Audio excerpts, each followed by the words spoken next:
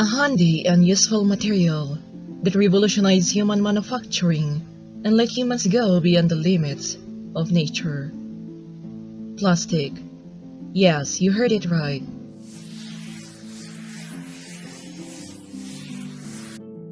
However, after decades of being used, it is estimated that by 2050, 12,000 metric tons of plastic could fill landfills if we don't control or manage our production and usage. Many inhabitants of our oceans and seas, like tortoises, fishes, and birds, have been affected gravely as mountains of garbage and waste pile upon each other, forming continents like the Pacific Garbage Patch. Oh come on, it's just plastic, you may say. How big is it then? Don't book your passport yet. It may not be the most beautiful of all sights. Based on the estimations of ocean cleanup, the plastic continent is about twice the size of Texas, or 3 times the size of France, which can be found between Hawaii and California. A clearer view is 120,000 football fields, increasing every day. Despite recycling, recycled trash only accounts for 5% of waste around the world. These are just estimates, and the real numbers are unknown, despite the figure saying it's 1.6 million square kilometers. I just use plastic bottles for drinking daily, so what? Well, the oceans will take 450 years to break down the plastics you just used. According to project reports, you can't see it on Google Maps, or even if you swim or sail in the area, you won't see the continent since it's below the surface at between 5 to 2,000 meters deep. As a good citizen, you may think that the whole world must clean it. However, just cleaning less than 1% would have to use 67 ships a year to clean up an area like in the North Pacific Ocean. This could take millions of dollars and so much effort that it would be a wonder if countries would all really join hands to help in the effort when there are those who contribute a lot to the problem. Even though scientists estimated that each person could be given 9 pounds of gold from the ocean, which could be worth $150 trillion, while treasures, according to Fionn Ferriera, said amounted to about $60 billion. The ocean itself is a place humanity has not explored so much. Despite this, we must never forget the terrible conditions and effects of plastics to marine creatures and even birds and the whole humanity. The ocean is wide and won't be affected much, you may say. The facts we can't deny is that we consume food from the ocean, which possibly causes us to ingest microplastics. These microplastics are proved to be present in fish that we humans consume, which could pose health risks as they break down. It's important to note that some of us consume more seafood, and even if you eat less, there's no sure way you are not ingesting the microplastics too. This is why nature really knows justice in all of its fairness. What we humans inflict on her, we also do to ourselves and return to us in many ways. Just like how we pollute our air, water, land, and space. With all of these conditions, how could we possibly relieve the world of plastic? Wait, are you sure? We all know it's really hard deep down, and if you just look around you know, most of our packaging from manufacturing companies are made of plastic. So, how did we begin using plastic anyway? Long time ago, when elephants were widely slaughtered for their ivory, and the supply is dwindling, one firm in New York offered $10,000 to anyone who could make a substitute. Inspired by the offer, in 1869, John Wesley Hyatt invented the first synthetic polymer, which could imitate ivory, horn, linen, and tortoise shell, which revolutionized manufacturing. More developments happened in years and became widely used after World War II. The rest, we already know the effects to our environment. We may feel we are safe, but human health is also in grave danger. Now, what could be the possible solutions to plastics today or in the future? Number 1.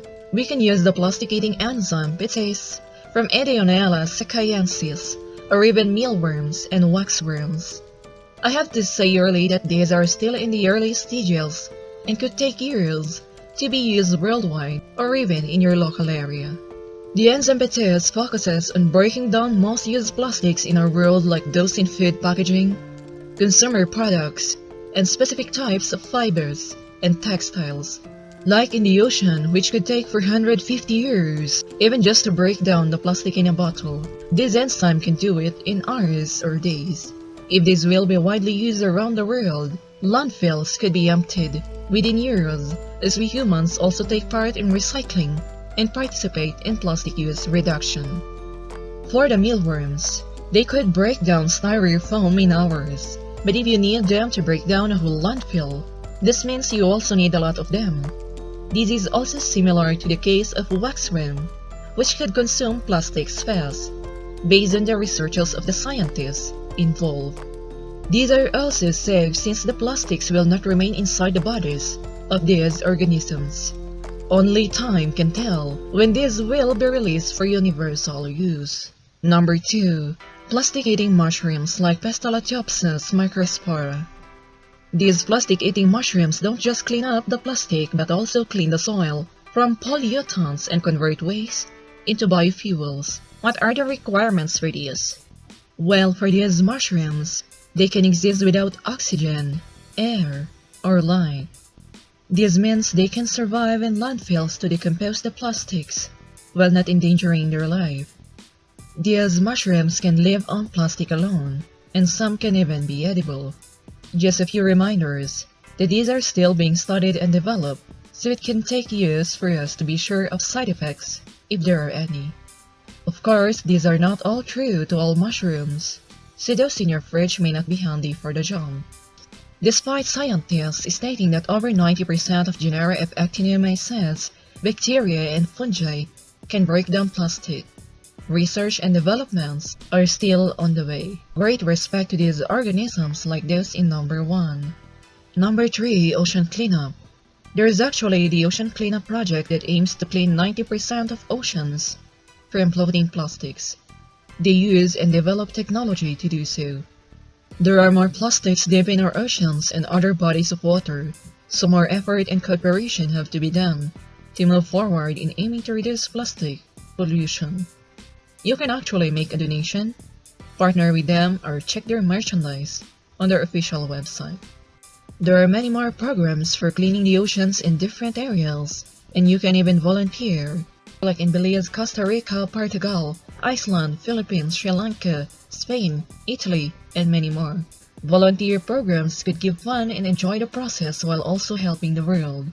These are not all very easy tasks despite the benefits of seeing new places and new experience. The choice is yours. When traveling and going to other countries, please do your research, weigh pros and cons, and beware or be mindful of your surroundings. Number 4. Use of magnetic coils targeting microplastics in the ocean. These microplastics are very small, some like half of the width of our hair. Microplastics were already found being ingested by humans and animals, so more studies continue to seek new possibilities and solutions to our plastic problems. There are two who propose these magnetic coils or nanocoils to be used in removing plastics.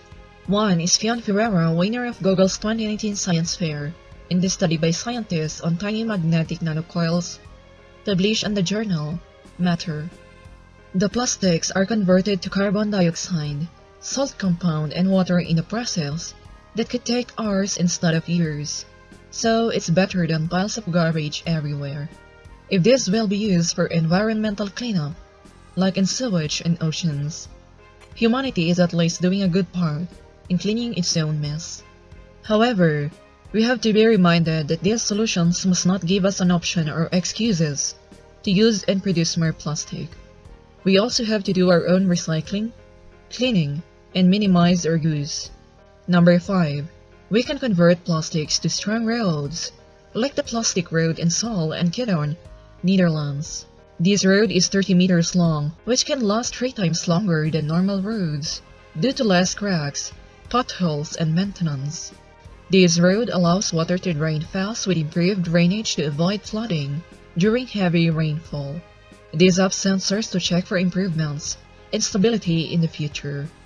The secret to do this is really hard and being kept as a trade secret by Plastic Road. Since this received attention, governments and companies inquired for the installation of this, and in the future, it's possible that plastic roads could increase to help the environment and our health.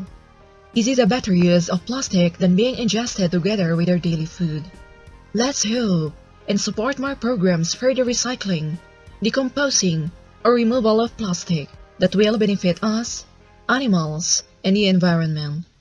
Number 6. Aside from this, we can actually convert plastic to fuel like the catalytic hydrothermal reactor Palestilla Holdings in Australia.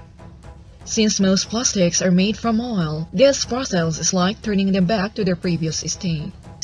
The commonly used way in turning plastics to fuel is called pyrolysis. This is done by heating the plastic or polypropylene with water at very high temperatures, from 380 to 500 degrees Celsius. It will be continued for 5 hours in high temperatures as the water breaks down the plastic into oil. This is low cost compared to the processes in landfills, recycling, etc.